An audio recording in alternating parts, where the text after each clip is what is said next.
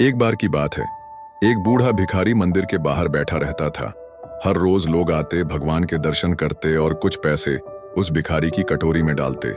वह ज्यादा नहीं मांगता था, जितना मिलता उतने में ही गुजारा कर लेता।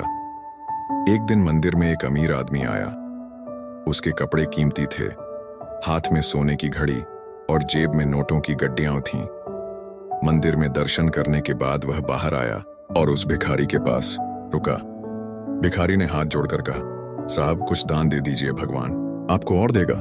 अमीर आदमी मुस्कुराया और बोला, तेरे जैसे लोगों को देने से कुछ नहीं होता, तुम लोग कभी संतुष्ट नहीं होते। भिखारी ने शांत स्वर में जवाब दिया, साहब संतुष्टि पैसों से नहीं, दिल से आती है। अमीर आदमी को हंसी आ गई। उसने जेब से एक सिक्का निकाला और भिखारी की कटोरी में डाल दिया।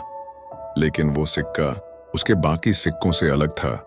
वह उसका आखिरी सिक्का था, जो उसके पिताजी की याद में वह हमेशा अपने पास रखता था।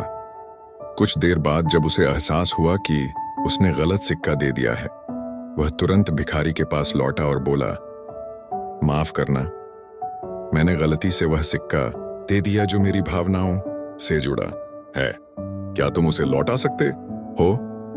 भिखारी ने कटोरी उसकी ओर बढ़ाई और बोला, साहब ये रहे आपके सारे सिक्के, देख लीजिए, जो आपका है ले लीजिए।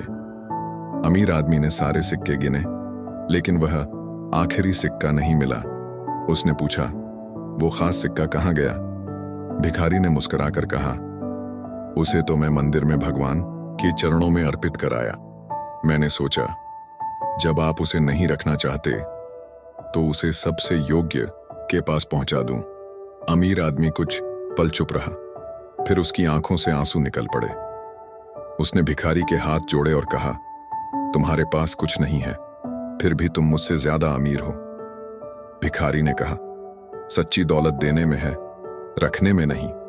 सीख, जिंदगी में असली अमीरी दिल की हो।